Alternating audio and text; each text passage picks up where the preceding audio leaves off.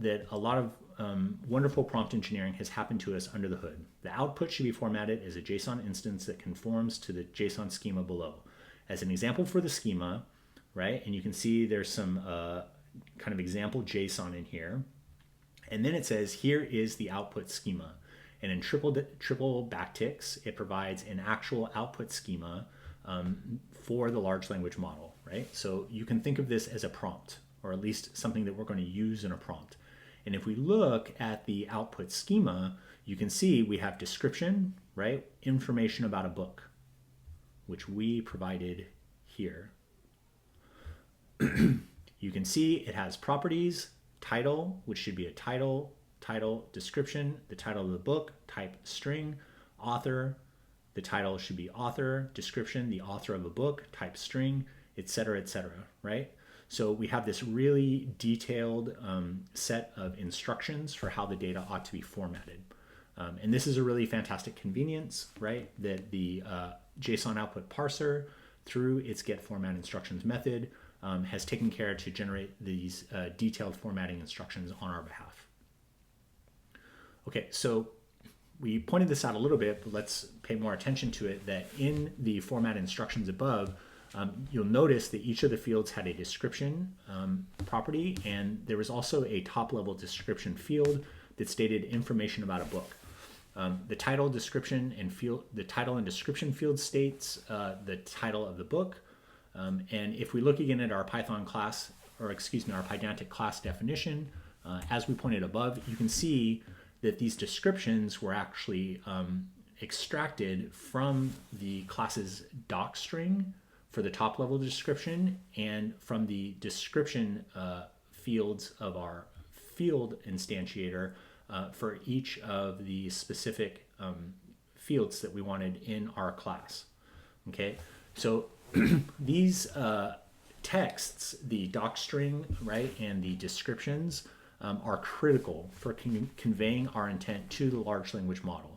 And when creating Pydantic classes to be used as formatting tools with large language models, you always need to take care to provide a meaningful docstring for the entire class, as well as good descriptions for each of its fields. And as you'll likely discover in some of the exercises later, a lot of times we end up doing prompt engineering, right, on the comments and descriptions inside of our class definitions. We end up prompt engineering those to get the model to generate exactly the kinds of information that we want in our final structured output. So let's talk now about how, now that we've identified, right, that we can provide a Pydantic class to JSON output parser, and with the instance that we get back, we can use the get format instructions method to get this handy string containing the format instructions. Let's talk now about how we can use these in a prompt. So let's do just that. And while we're at it, you know, we might as well also supply a system message to support our intended goal. So here we're going to use chat prompt template from messages to define a prompt template, which we'll call template.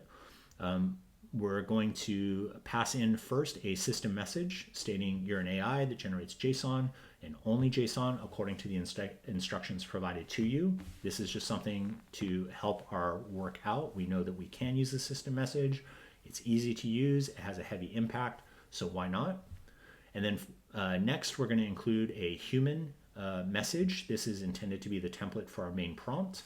And here we're saying generate JSON about the user input according to the provided format instructions.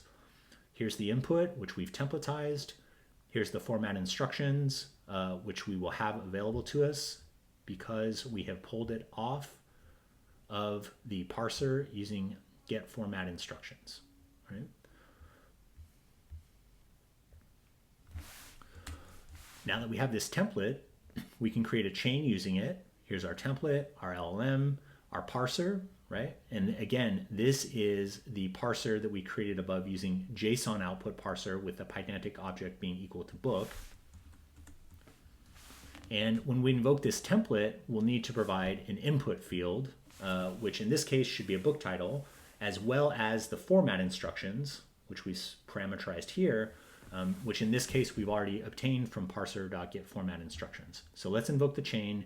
We're going to pass in the book East of Eden, and for format instructions, we'll pass in the format instructions we obtained earlier.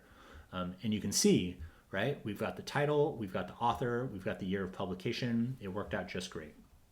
Now, since we're going to want to provide different input values, right, in this case, input is the book, but retain the same format instructions, we can use a technique we showed in one of the solutions to an exercise a few notebooks ago and partially apply our existing format instructions to the prompt template using the template's partial method. So here we're going to recreate our chain with template, but because we always want to provide these specific format instructions as our format instructions, we'll use template.partial to pre-pass in, as it were, right, to partially apply the format instructions, and then the rest of the chain is the same.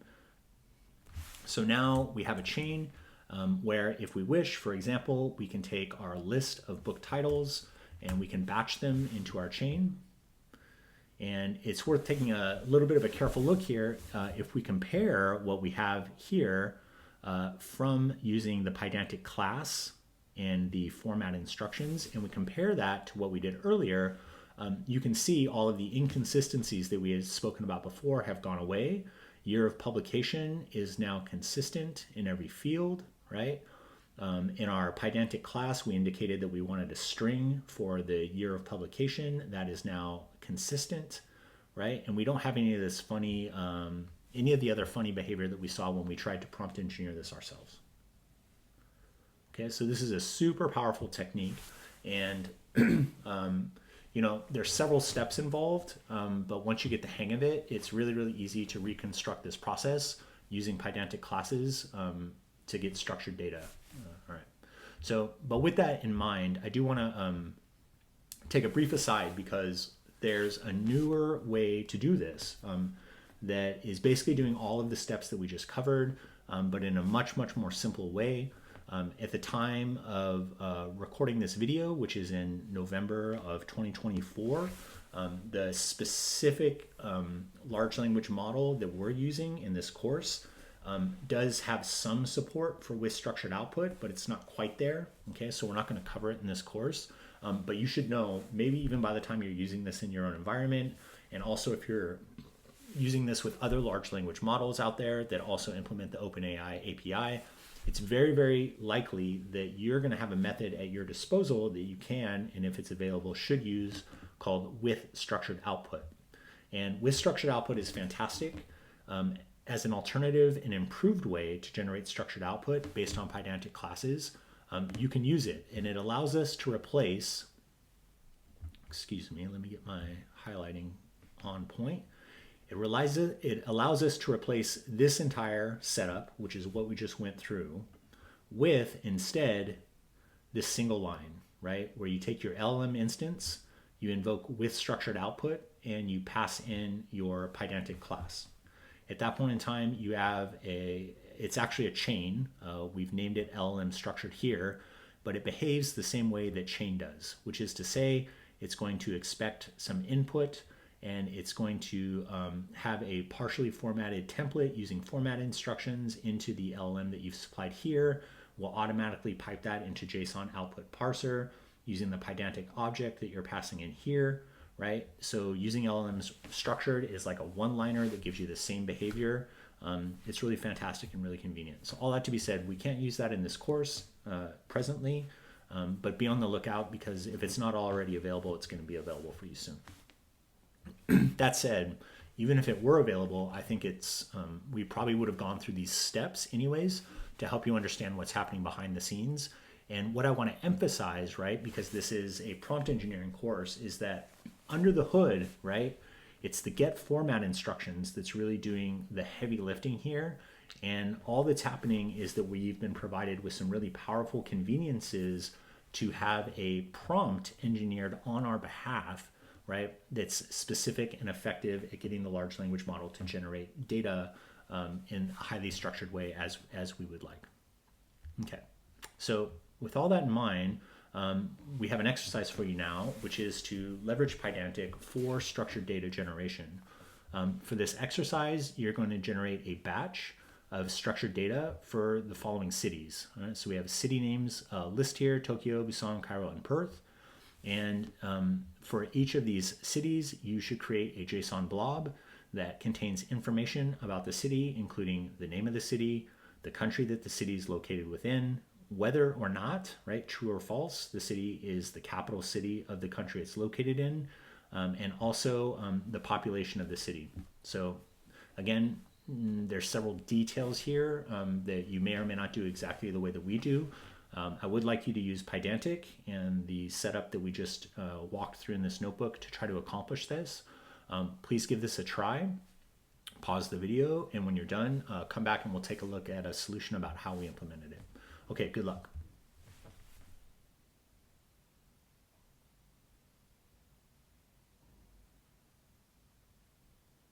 Okay, hopefully you had success with the exercise. The first time through this process can feel a little tedious. As you'll be doing in future notebooks, the second, the third time, especially a little like copy pasting, it's super straightforward, even though there's multiple steps. So congratulations if you got this. Let's take a look at a solution that we implemented. We began by articulating using a Python class the structure of the data that we want the large language model to generate.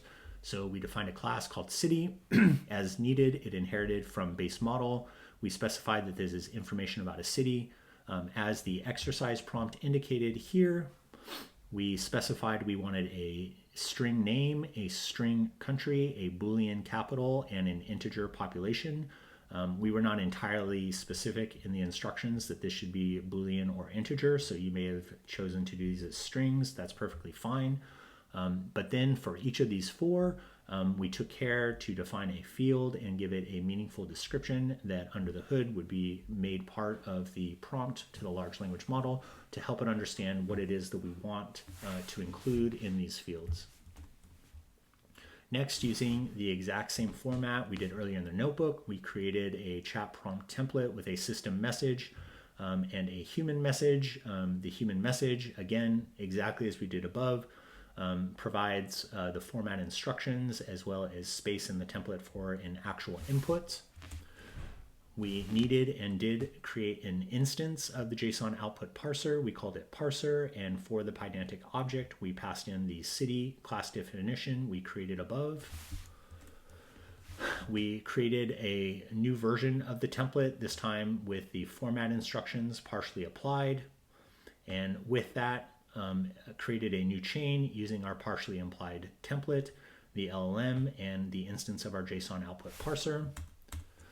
With that chain, we now passed in as a batch the list of city names, which I failed to define above.